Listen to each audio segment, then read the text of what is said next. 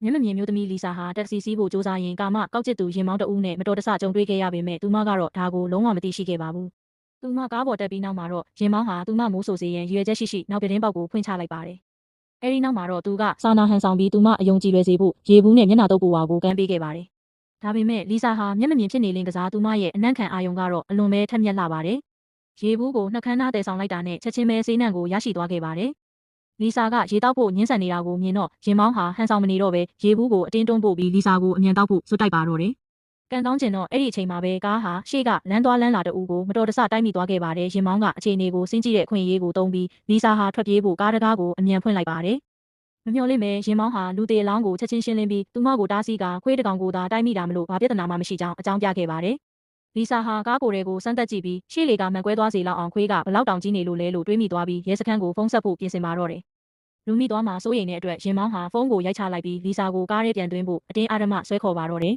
။မမျှော်လင့်ပဲလီဆာဟာကိုခံပညာသင်ယူထားမှုသူဖြစ်တာကြောင့်ရင်မောင်းကိုပြန်လဲကျုပ်ကင်ပြီးထိုးနှက်လိုက်ပါတယ်။ရင်မောင်းကပြန်လှည့်လာပြီးလီဆာကိုလဲကျအောင်တွန်းချလိုက်ပေမဲ့အဲ့ဒီအချိန်မှာတခြားကားတွေလမ်းပေါ်ကိုမောင်းနှင်လာတာကြောင့်လီဆာနဲ့ဆက်ပြီးလုံးထွေးမနေတော့ပဲမောင်းထွက်ပြေးသွားခဲ့ပါတယ်။ဒါပေမဲ့လီဆာဟာအန်ဒီယေကနေလုံးဝမလွတ်မြောက်သေးပါဘူး။အိမ်ပြန်ရောက်တဲ့အခါရင်မောင်းဟာကားနောက်ခန်းမှာကြံခဲ့တဲ့လီဆာရဲ့လိပ်စာနဲ့ဖုန်းနံပါတ်ပါတဲ့အလောက်ခန့်ဧကက်ကိုတွေ့ရှိသွားပြီးချက်ချင်းပဲစိတ်လှုပ်ရှားသွားခဲ့ပါတယ်။သူပြစ်မှတ်ထားတဲ့တားကောင်ဟာဘယ်တော့မှလွတ်မြောက်သွားမှုချင်းမရှိပါဘူး။တကယ်တော့ရင်မောင်းကျင်မီဟာမူလကတားဖွားမိရဲ့အထူးကူဆရာဝန်တဦးဖြစ်ပါတယ်။နေ့တိုင်းလိုလက်မှတ်ထက်ခင်ကိုဝင်ရလာပြီးမိသားစုတွေမသိအောင်တိတ်တဆိတ်ဖျက်ချခြင်းနဲ့မိန်းကလေးတွေသူ့စီရောက်လာတတ်ကြပါတယ်။ဒါပေမဲ့သူဟာခွဲစိတ်မှုတစ်ခုလုံးကိုတိတ်တဆိတ်ဗီဒီယိုရိုက်ကူးထားပြီးအဲ့ဒီမိန်းကလေးတွေကိုသူ့ရဲ့တရိတ်ဆန်ဆန်နဲ့အလိုရမတ်တွေဖြည့်ဆည်းပေးဖို့ချင်းချောက်လေးရှိပါတယ်။အကယ်၍တယောက်ယောက်ကမနာခံဘူးဆိုရင်ဂျင်မီဟာချက်ချင်းတောင်းပန်လိုက်ပြီးသူတို့ကိုအိမ်ပြန်ပို့တဲ့လန်ခီမှာဆေးခတ်ထားတဲ့ရေဘူးကိုနောက်တစ်ကြိမ်ထုတ်ပေးပါတော့တယ်။ရေတောက်ပြီးနောက်မှာတော့အဲ့ဒီမိန်းကလေးဟာချက်ချင်းပဲသတိလစ်မေ့မျောသွားခဲ့ပါတယ်။ဒီလိုအလွယ်တကူအမဲလိုက်တဲ့နီလန်းဟာဂျင်မီရဲ့စိတ်ဝေဒနာကိုမကျေနပ်စေနိုင်တော့တဲ့အတွက်လမ်းဘေးမှာကားဆောင်နေတဲ့လီဆာကိုပြစ်မှတ်အသစ်အဖြစ်ပြောင်းလဲလိုက်တာဖြစ်ပါတယ်။သူမရဲ့ကက်ကိုရရှိပြီးနောက်မှာတော့သူဟာလီဆာရဲ့သွာလာလှုပ်ရှားမှုတွေကိုချက်ချင်းပဲစုံစမ်းသိရှိသွားခဲ့ပြီးလီဆာရဲ့နောက်ကိုရဲစခန်းအပြင်ဘက်အထိတောက်လျှောက်လုံးလိုက်ပါလာခဲ့ပါတယ်။လီဆာကမင်းညကအဖြစ်အပျက်ကိုရဲတွေကိုပြောပြပေမဲ့ရဲတွေကသူမမျက်စိမမြင်တာကိုတွေ့တော့အမှုကိုပေါ့ပေါ့ဆဆပဲပိတ်ပစ်ခြင်းပြီးတာမန်ကရှန်ကပဲမှတ်တမ်းတင်နေခဲ့ပါတယ်။မမျှော်လင့်ပဲလီဆာပြောလိုက်တဲ့စကားအနည်းငယ်ကြောင့်ရဲတွေအံ့အားသင့်သွားခဲ့ရပါတယ်။သူမကတရားခံရဲ့အသက်အရွယ်မောင်းနဲ့ကိုလေးချိန်ကိုအတိအကျပြောပြခဲ့လို့ဖြစ်ပါတယ်။တကယ်တော့လီဆာဟာတစ်ချိန်ကပြစ်မှုစုံစမ်းစစ်ဆေးရေးရဲအရာရှိတဦးဖြစ်ခဲ့ပူပါတယ်။ကားမတော်တဆမှုတစ်ခုကြောင့်သူမမျက်စိကွယ်သွားခဲ့ရပေမဲ့နှစ်ပေါင်းများစွာအမှုခင်းတွေကိုကင်တွယ်ခဲ့တဲ့အတွေ့အကြုံတွေကြောင့်သူမရဲ့အာယုံခံနိုင်စွမ်းဟာတာမန်လူတွေထက်ပိုမိုထက်မြက်အောင်လေ့ကျင့်သားရနေခဲ့တာဖြစ်ပါတယ်။အခုအချိန်မှာမျက်စိမမြင်ရတော့ပေမဲ့စကားအနည်းငယ်ပြောဆိုရုံနဲ့တင်တစ်ဖက်လူရဲ့ရုပ်ပိုင်းဆိုင်ရာဝိသေသလက္ခဏာတွေကိုခံမှန်းနိုင်စွမ်းရှိနေပါတယ်။ဒါတောင်မှရဲအရာရှိဟာပစ္စည်းပို့သမားတဦးရောက်မလာခင်အထိဒီအမှုကိုဂရုမစိုက်ခဲ့ပါဘူး။ပစ္စည်းပို့သမားရဲစခန်းကိုရောက်လာတာကိုမြင်လိုက်ရတဲ့အခါဂျင်မီဟာချက်ချင်းပဲထိတ်လန့်သွားပါတော့တယ်။ဘာလို့လဲဆိုတော့မင်းညကသူထွက်ပြေးလာချိန်မှာဒီပစ္စည်းပို့သမားကိုတိုက်မိခဲ့ပြီးသူ့ရဲ့မျက်နှာကိုထင်ထင်ရှားရှားမြင်သွားခဲ့လို့ဖြစ်ပါတယ်။မျှော်လင့်ထားတဲ့အတိုင်းပဲပစ္စည်းပို့သမားဟာအမှုလာတိုင်တာဖြစ်ပြီးသူပြောပြတဲ့အချိန်နေရာနဲ့တန်တရားရှိသူရဲ့လက္ခဏာတွေဟာလီဆာပြောခဲ့တာနဲ့ထပ်တူကြနေပါတယ်။အဲ့ဒီအခါကျမှရဲတွေလည်းအမှုကိုအလေးနက်ထားပြီးလီဆာကိုတရားခံဖမ်းဆီးနိုင်ဖို့ကူညီပေးမယ်လို့ကတိပြုပါတော့တယ်။ဒါကြောင့်ဂျင်မီအခုချက်ချင်းလုပ်ရမယ့်အလုပ်ကတော့မျက်မြင်သက်သေဖြစ်တဲ့အဲ့ဒီပစ္စည်းပို့သမားကိုရှင်းလင်းပစ်ဖို့ပါပဲ။သူပစ္စည်းပို့သမားနောက်ကိုမိုးချုပ်တဲ့အထိလိုက်လာပြီးနောက်မှာတော့လက်စွမ်းပြဖို့ခွင့်ရေးရသွားခဲ့ပါတယ်။အလုပ်ပြန်လမ်းမှာပစ္စည်းပို့သမားဟာသူ့နောက်ကအန်ဒီယေကိုသတိမပြုမိပဲဖုန်းကိုပဲစိုက်ကြည့်ပြီးရှောက်လာခဲ့ပါတယ်။ဒီနေရာဟာစောင့်ကြည့်ကင်မရာအစီအတီတလုံးမှမရှိတဲ့လူသူပြက်လက်တဲ့လမ်းကြားလေးတစ်ခုဖြစ်တာကြောင့်ပစ္စည်းပို့သမားတေဆုံးသွားရင်တော့ဘယ်သူမှသိရှိနိုင်မှာမဟုတ်ပါဘူး။ဒါပေမဲ့လမ်းလျှောက်နေရင်ပစ္စည်းပို့သမားဟာနောက်ကနေခွေးဟောင်တန်ကိုကြားလိုက်ရတဲ့အတွက်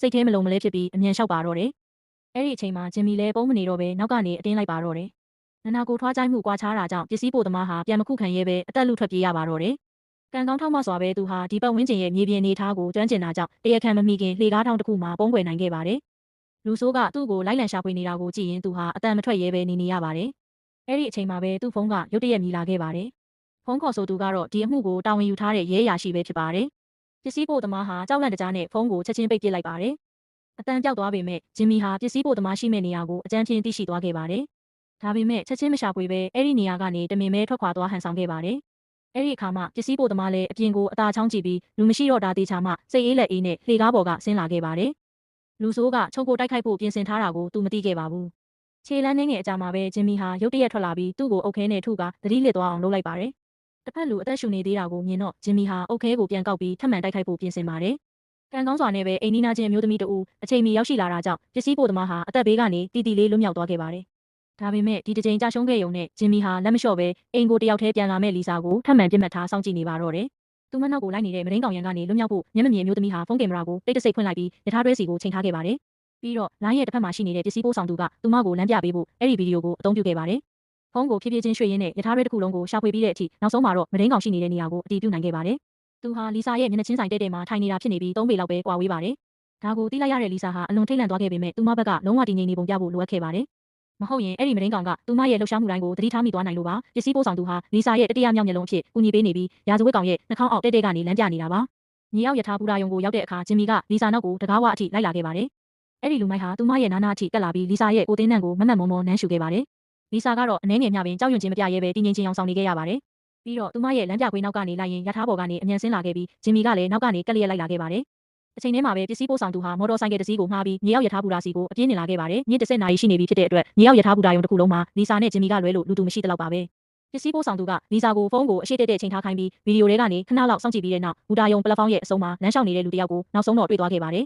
။သူကလီဆာကိုအဲ့ဒီလူစီအမြန်ဆုံးအမိလိုက်ဖို့ပြောလိုက်ပြီးဘူရာယုံတွေကနေအတူတူထွက်သွားဖို့ပြောခဲ့ပါတယ်။သူမရဲ့တားကောင်လွတ်မြောက်တော့မဲ့အခြေအနေကိုမြင်လိုက်ရတဲ့အခါဂျင်မီကဟန်ဆောင်မနေတော့ပဲဓာတ်မြောင်သေးလေးတစ်ချောင်းကိုတိုက်ရိုက်ထုတ်ပြီးလီဆာရဲ့ကြောကိုကပ်ပြီးထောက်လိုက်ပါတယ်။လီဆာဟာဘာမှဆက်ဆက်ခါမလှုပ်ရှားရဲတော့ပဲသူခိုင်းတဲ့အတိုင်းဖြည်းဖြည်းချင်းအရှိကိုရှောက်သွားခဲ့ရပါတယ်။ဒါကဂျင်မီကိုတတိလက်လွတ်ဖြစ်သွားစေခဲ့ပြီးလီဆာဟာအခွင့်အရေးကိုအသုံးချကာသူမရဲ့အိတ်ထဲကမယုတ်ကောင်းစပရေးဘူးကိုထုတ်ပြီးဂျင်မီကိုဖြန်းလိုက်တဲ့အတွက်သူမျက်စိမဖွင့်နိုင်တော့ပဲမြေပြင်ပေါ်ကိုလဲကျသွားခဲ့ပါတယ်။လီဆာဟာအသက်လူပြီးအမြန်ထွက်ပြေးခဲ့ပေမဲ့အလွန်ထိတ်လန့်နေတဲ့အတွက်သူမလည်းမြေပြင်ပေါ်ကိုလဲကျသွားခဲ့ပါတယ်။ပိုဆိုးတာကတော့လမ်းပြနေတဲ့လမ်းပြခွေးကလည်းအဲ့ဒီအချိန်မှာထွက်ပြေးသွားခဲ့တာပါ။ဖုန်းရဲ့တစ်ဖက်မှာရှိနေတဲ့ပစ္စည်းပို့ဆောင်သူကတော့အွန်လိုင်းပေါ်မှာရှိနေသေးပါပဲ။လီဆာဟာမြေအောက်ရထားဘူရာကနေအောင်မြင်စွာလွတ်မြောက်သွားခဲ့ပြီးအနီးနားကကုန်တိုက်တစ်ခုထဲကဓာတ်လေကားစီကိုပြေးဝင်သွားခဲ့ပါတယ်။သူမအခုတော့ဘေးကင်းပြီလို့ထင်မှတ်ခဲ့ပေမဲ့တတိပြန်ရလာတဲ့ဂျင်မီကလည်းလိုက်မိလာခဲ့ပါတယ်။ဓာတ်လေကားတကားပိတ်ခံပြီးဆဲမှာပဲသူဟာလက်ကိုအမြန်ထိုးထည့်ပြီးဓာတ်လေကားမောင်းနေမှုကိုတားဆီးလိုက်ပါတယ်။လီဆာဟာပြန်လည်ခုခံနိုင်စွမ်းမရှိပဲဓာတ်လေကားတောင်စီကိုတဖြည်းဖြည်းချင်းဆုတ်သွားခဲ့ရပါတယ်။အဲဒီနောက်ဂျင်မီဟာဆေးထိုးအပ်တစ်ချောင်းကိုထုတ်ပြီးလီဆာရဲ့လေဘင်းထဲကိုအတင်းထိုးဆိုင်လိုက်ရာ3စက္ကန့်ကြာမှပဲသူမသတိလစ်သွားခဲ့ပါတယ်။မိမိတခင်အနေနဲ့ကြုံနေတာကိုမြင်တွေ့ရတဲ့အခါလမ်းပြခွေးဟာချက်ချင်းပြန်လှည့်လာပြီးဓာတ်လေကားတွေကိုပြေးဝင်သွားကအဲ့ဒီလူရဲ့ခြေသလုံးကိုအတင်းကိုက်လိုက်ပါတယ်။ပြီးတော့သူ့ကိုဓာတ်လေကားပြင်ဘက်စီကိုတဖြည်းဖြည်းချင်းဆွဲထုတ်သွားခဲ့ပါတယ်။ဂျင်မီကဓာကိုမြင်ပြီးဓာကိုပြန်ထုတ်ကခွေးကိုယူသွစွာအတင်းထိုးခဲ့ပေမဲ့မိမိတခင်ရဲ့ဘေးကင်းမှုအတွက်ခွေးဟာကိုက်တာကိုလုံးဝမရက်ခဲ့ပါဘူး။ဓာတ်လေကားတကားတွေဟာအောင်မြင်စွာပိတ်သွားခဲ့ပြီးသူမဟာဘေးကင်းတဲ့အထက်တစ်ခုစီကိုရောက်ရှိသွားခဲ့ပေမဲ့အဲ့ဒီခွေးကတော့သွေးအိုင်ထဲမှာတေဆုံးသွားခဲ့ရရှာပါတယ်။နောက်ပိုင်းမှာဆေးထိုးအပ်ထဲကဆေးဝါးကိုရဲတပ်ဖွဲ့ကစုံစမ်းစစ်ဆေးမှုတွေအရဒါဟာဆေးဘက်ဆိုင်ရာဝန်ထမ်းတွေသာရရှိနိုင်တဲ့မေးဆေးတစ်မျိုးဖြစ်ကြောင်းရှာဖွေတွေ့ရှိခဲ့ပါတယ်။တဦးရဲသောမျက်မြင်သက်သေဖြစ်တဲ့ပစ္စည်းပို့ဆောင်သူရဲ့ဖော်ပြချက်အရသူတို့ဟာဂျင်မီရဲ့ပုံတူပကြီးကိုအမြန်ဆွဲခဲ့ကြပါတယ်။ဒါပေမဲ့အဲ့ဒီပုံတူနဲ့ဆေးရုံအားလုံးကိုလိုက်လံရှာဖွေတဲ့အခါမှာတော့တန်တရားရှိသူနဲ့ပတ်သက်ပြီးဘာတဲလွန်စားမှမရခဲ့ပါဘူး။လူတိုင်းဘာတဲလွန်စားမှမရဖြစ်နေတဲ့အချိန်မှာပဲမျိုးသမီးတဦးဟာသူမရဲ့သမီးပျောက်ဆုံးနေတာရက်တော်ကြာပြီဖြစ်ကြောင်းသမီးဖြစ်သူရဲ့ဖုန်းလေးပိတ်ထားကြောင်းရဲစခန်းကိုလာရောက်တိုင်ကြားခဲ့ပါတယ်။ဒီအမှုဟာအဲ့ဒီကမှယူနဲ့ဆက်ဆက်နေရမယ်လို့လီဆာကတန်တရားရှိခဲ့တဲ့အတွက်သူမဟာပျောက်ဆုံးနေတဲ့မိန်းကလေးရဲ့တငယ်ချင်းကိုတွားရောက်ရှာဖွေခဲ့ပါတယ်။ဒါပေမဲ့အဲ့ဒီတငယ်ချင်းဖြစ်သူကဒါဟာအဲ့ဒီမိန်းကလေးရဲ့လျှို့ဝှက်ချက်ဖြစ်တယ်လို့ခန်းစားရပြီးမြည်သည့်အသေးစိတ်အချက်လက်ကိုမျှထုတ်ဖော်ပြောဆိုဖို့ဝင်လေးနေခဲ့ပါတယ်။အဲ့ဒီမိန်းကလေးဟာတေဆုံးသွားလောက်ပြီလို့လီဆာကပြောလိုက်တဲ့အခါကျမှသာသူမဟာဝမ်းနဲ့ပတ်လက်နဲ့မှန်တရားကိုပြောပြခဲ့ပါတယ်။ဆိုဖီယာမှာကိုဝင်ရှိနေခဲ့တာပါ။သူမရဲ့မိသားစုတည်သွားရင်ပြဿနာတက်လိမ့်မယ်လို့ဆိုဖီယာကပြောခဲ့တဲ့အတွက်သူတို့ဟာဖျက်ချဖို့စီစဉ်ခဲ့ကြပါတယ်။ဒါပေမဲ့ကိုဝင်ဖျက်ချပေးတဲ့ဆရာဝန်ကသူတို့ကိုတိုက်ရိုက်မတွေ့ဆုံပါဘူး။အဲ့ဒီအစာပွဲစားတယောက်ကကိုဝင်ဖျက်ချခြင်းတဲ့မိန်းကလေးတွေကိုမျက်စိပိတ်ပြီးခွဲစိတ်မှုလုပ်မဲ့နေရာစီကိုခေါ်ဆောင်သွားတာဖြစ်ပါတယ်။ဒါကလီဆာကိုရဲရဲနဲ့အကြံဉာဏ်တစ်ခုရရှိစေခဲ့ပါတယ်။အဲဒီနောက်သူတို့ဟာပွဲစားနဲ့တွေ့ဖို့စီစဉ်ခဲ့ကြပြီးလီဆာဟာကိုဝင်ဆောင်မျိုးသမီးတဦးအဖြစ်ဟန်ဆောင်ကရာဇဝတ်ကောင်တွေရဲ့ဘူအောင်ရာနေရာတွေကိုထိုးဖောက်ဝင်ရောက်ဖို့စီစဉ်ခဲ့ပါတယ်။ပစ္စည်းပို့ဆောင်သူကတော့မော်တော်ဆိုင်ကယ်ကိုစီးပြီးလီဆာကိုတင်ဆောင်လာတဲ့ဗန်ကားနောက်ကနေကက်လျက်လိုက်ပါလာခဲ့ပါတယ်။ညအချိန်ဖြစ်တဲ့အတွက်ကြောင့်သူမတို့ကိုမျက်ခြေမပြတ်စေဖို့အလွန်သတိထားခဲ့ရပါတယ်။ဘလို့ပဲဖြစ်ဖြစ်သူတို့အစိုးရိမ်ဆုံးရာကဖြစ်ပျက်လာခဲ့ပြီးရှေ့ကလမ်းပိုင်းဟာလမ်းပြင်နေတာဖြစ်တဲ့အတွက်ဗန်ကားကတော့အမြန်ဖြတ်မောင်းသွားခဲ့ပေမဲ့ပစ္စည်းပို့ဆောင်သူကတော့အနေငယ်နှိကွေးသွားခဲ့ကရောက်ရှိလာတဲ့လုံခြုံရေးဝန်ထမ်းရဲ့တားဆီးခြင်းကိုခံခဲ့ရပါတယ်